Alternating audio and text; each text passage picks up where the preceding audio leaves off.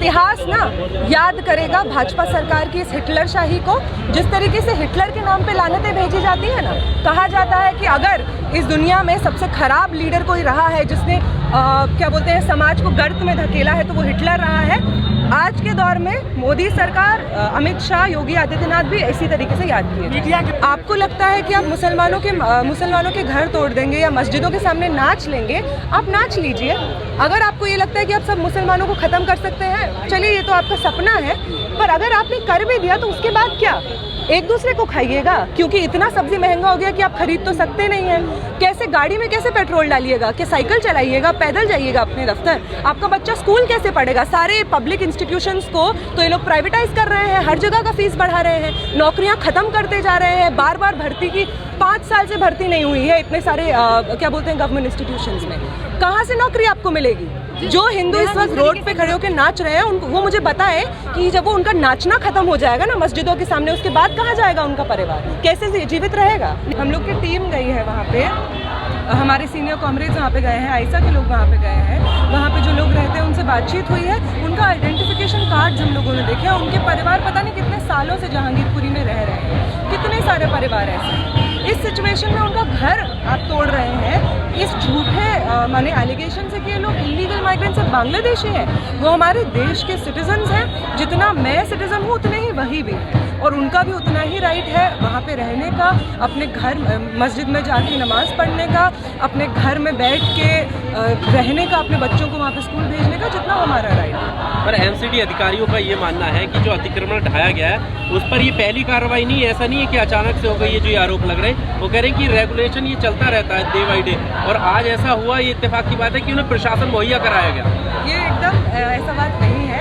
ये बात सच है कि वो लोग बार बार चाहते हैं कि जो गरीब मुस्लिम है, जो गरीब दलित है, जो गरीब अलग अलग जगहों पे बस्तियों में बसे हुए हैं, चाहे वजीरपुर में रेलवे कॉलोनी हो, चाहे यहाँ पे जामिया में धोबी घाट में कॉलोनी हो, जहाँ पे ज़्यादातर लोग जो रहते हैं यहाँ पे पास में, वो लोग किसी के घर में काम करते हैं, हाउस वर्कर्स की तरह काम करते हैं, या रेड़ी पट्टी चलाते हैं। तो वहाँ पे भी हमारा काम रहा है। वहाँ पे भी इस वक्त केस हम लोगों ने हाईकोर्ट में दिया हुआ है, क्योंकि वहाँ पे भी जो लोग हैं उन लोगों का सालों का आइडेंटिफिकेशन उनके पास है, उनके परिवार वहाँ पे पहले रह चुके हैं। उनको सरकार ने खुद, मतलब वो जहाँ पे वो अभी धोबी घाट पे रह रहे हैं, वहाँ पे बोला है कि वो लोग वहाँ पे रह सकते हैं। उनके पास आइडेंटिफिकेशन कार्ड से पता नहीं 20-25 साल पहले से।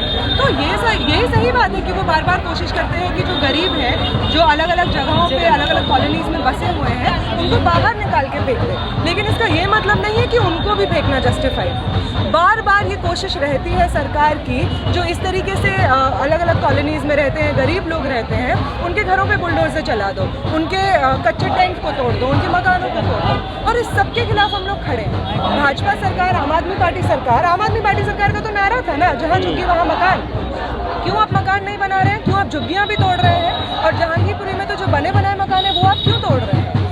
जब आम आदमी पार्टी सरकार को सत्ता में चुन के लाए थे तो यही लोग लेके आए थे, ये समझते हुए लेके आए थे कि भाजपा जो राजनीति करती है वो मुसलमानों के कितने अगेंस्ट है, वो दलितों के, महिलाओं के, सारे जितने भी माइनॉरिटीज़ हैं उनके अगेंस्ट कितना है। इसलिए केजरीवाल सरकार को हमने वोट किया था, और वही केजरीवाल सरकार आज वही सेम राग अलाप रही है जो भाजपा सरकार संघ के अलग अलग गुंडे अलापते हैं। तो उनको ये समझना होगा कि जिस दिल्ली ने उनको आज उस गद्दी पे बिठाया है ना, वही दिल्ली उनको इस गद्दी से निकाल के नेहा, कल एक बार फिर से प्रूव हो गया कि ऑपोजिशन स्ट्रांग नहीं है। ऑपोजिशन वहाँ जाके उन लोगों के साथ खड़ा भी नहीं हुआ।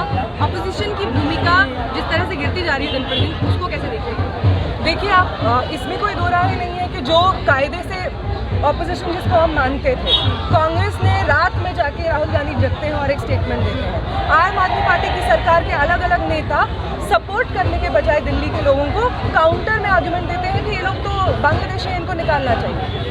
ये तमाम लोग जो उनको ऑपोजिशन कहते हैं ना, और लोगों को कहते हैं कि हम भाजपा से बेहतर है, हमको वोट दो, उनको शर्म आनी चाहिए। कल वहाँ पे कौन लोग पहुँचे? लेफ्ट पार्टीज के लोग पहुँचे। वो लोग आप मानिए, एक्टू हमारा एक ट्रेड यूनियन है जहाँ पे हमारे साथी हैं, उन ट्रेड यूनियन में कौन काम करता है? डीटीसी में जो बस चलाते हैं ना, वो बस ड्राइवर्स वहाँ पे, वो जो कंडक्टर्स होते हैं वो वहाँ पे आए, जो इंडस्ट्रियल फैक्ट्रीज में काम करते हैं वो लोग वहाँ पे खड़े हुए, वो लोग जो रेडी पटरी वाले इलाकों के यूनियन के अलग अलग पार्टी के यूनियन से जुड़े हुए, वो लोग वहाँ पे पहुँचे। वो लोग जो जिनको खुद समाज ये बीजेपी सरकार या इवन आम आदमी पार्टी सरकार जिनको हाशिए पे धकेलने की कोशिश कर रही है, वो लोग खड़े हुए जहांगीरपुरी के गरीब मुस्लिमों के साथ। और हमेशा ये बात क्लियर हो जानी चाहिए जितने भी लोग हैं इस देश में जो चाहते हैं कि इस देश में अमन और शांति रहे, कि कोई भी ऑपोजिशन अगर आप एक्सपेक्ट कर रहे हैं इलेक्टोरल पार्टी से, तो आपको फिर से सोचना चाहिए। इस वक्त जो भी ऑपोजिशन होगा वो हम लोगों से होगा। एक गरीब दूसरे गरीब के साथ खड़ा होगा, जिसको क्या बोलते हैं, एक तरफ ये जो रेलवे कॉलोनीज को तोड़ रहे थे, वहाँ पे जो दलित रहते थे, वहाँ पे जो मजदूर रहते थे, वो खड़े हुए हैं जहांगीरपुरी के जो मुस्लिम वर्किंग क्लास है उसके साथ में। और यही हमेशा सॉलिडारिटी बनी रही है, यही आगे भी बनी रही है और इसको एकदम मजबूत किया है। गोदी मीडिया को लेकर आप लोग लगातार हावी रहते हैं और इस बार भी गोदी मीडिया ने बुलडोजर पर चढ़कर वहाँ के हालात दिखाए हैं अपने तरीके से, उस पर क्या कुछ नहीं? मैं उनको सिर्फ एक नाम याद दिलाना चाहूँगी, सौरभ शर्मा। सौरभ शर्मा वही व्यक्ति थे जो न्यूज़ 18 हिंदी चैनल से तमाम चीज़ें लिखते थे। जब खरगोन में वायलेंस हो रहा था तब उनका चैनल दिखा रहा था कि अरे राम भक्तों पे पथराव हुआ, जबकि मुसलमानों के घर जलाए गए, पूरी तरह से वो घायल हुए हैं। और उसी न्यूज़ चैनल का एडिटर जब नोएडा की गेटेड कॉलोनी में आलिशान घरों में उसकी वाइफ को ये बोला जाता है कि तुमको नंगा परेड कराएंगे, उसके बच्चे को 45 मिनट्स तक हॉस्टेज रखा जाता है कि तुम हमसे ये कैसे बोलोगे, उसको पाकिस्तानी एंटी नेशनल बोला जाता है, वो तो नहीं है मुस्लिम, वो तो नहीं है ना बांग्लादेशी। उसके साथ भी ये हुआ क्योंकि ये जो नफरत है ना ये लोगों के बीच में है। और जिस गोदी मीडिया को लग रहा है कि वो बच जाएगी ना, उसको बिल्कुल गलत लग रहा है।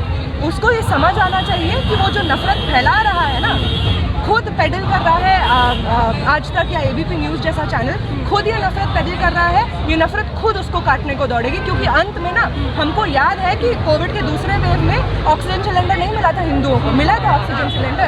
कल झाजी के ठेले पे भी बुलडोजर चला है और उनसे कहा गया था कि आपके ठेले को कुछ नहीं होगा, आपकी गुमटी बची रहेगी। बिल्कुल ये सही बात है, क्योंकि आप मुझे बताइए ना, इनको जिनको लग रहा है कि ये लोग मस्जिदों के सामने नाच के जय श्री राम का नारा लगाएंगे तो सब कुछ खत्म ठीक हो जाएगा, बेहतर हो जाएगा। मैं इनसे पूछना चाहूँगी कि क्या आपको लगता है कि आप ये कर सकते हैं? आप करिए। 2 महीने बाद मान लीजिए आपको लगता है आप सारे मुसलमानों को मार दीजिएगा, आपको ये लगता है ना, उसके बाद क्या खाना देगी आपको बीजेपी सरकार? पेट्रोल 105 से क्या हो जाएगा 60 रुपए?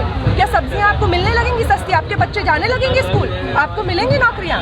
नहीं मिलेंगी, क्योंकि ये हिंदू राष्ट्र का सपना ही झूठा है। ये हिंदू राष्ट्र का सपना किसी चीज पे बेस नहीं है। ये हिंदू राष्ट्र का सपना मुसलमानों के प्रति नफरत, महिलाओं के प्रति नफरत, दलितों के प्रति नफरत पे बेस्ड है। इसका कोई आइडिया नहीं है कि ये कैसे लोगों को रोजगार देगा, शिक्षा देगा, कुछ आइडिया नहीं। हिंदू राष्ट्र के इस हवन में आम आदमी पार्टी की कितनी बड़ी आहुति देख रहे हैं आप? हिंदू राष्ट्र के इस कंट्रीब्यूशन में जिस तरीके से चुप्पी साधी हुई है आम आदमी पार्टी की सरकार, उसको ये समझना चाहिए कि भाजपा सरकार, हमको अरविंद केजरीवाल से कोई प्रेम नहीं था। हमने हमेशा ये सोचा, दिल्ली की जनता ने ये हमेशा सोचा कि जो आम आदमी पार्टी सरकार है वो भाजपा की जितनी भी नीतियां हैं, जिस तरीके से वो ओपनली कहता है कि योगी आदित्यनाथ ओपनली यति नरसिंहा नाम जैसे दंगइयों को सपोर्ट करते हैं, बजरंग मुनि के सपोर्ट में आते हैं, ये लोग कठुआ में, उन्नाव में रैलियां निकालते हैं रेपिस्टों के समर्थन में। हमने आम आदमी पार्टी को इसलिए सपोर्ट किया था क्योंकि हम समझते थे कि वो इससे अलग है। दिल्ली की जनता ने इसीलिए किया था ना।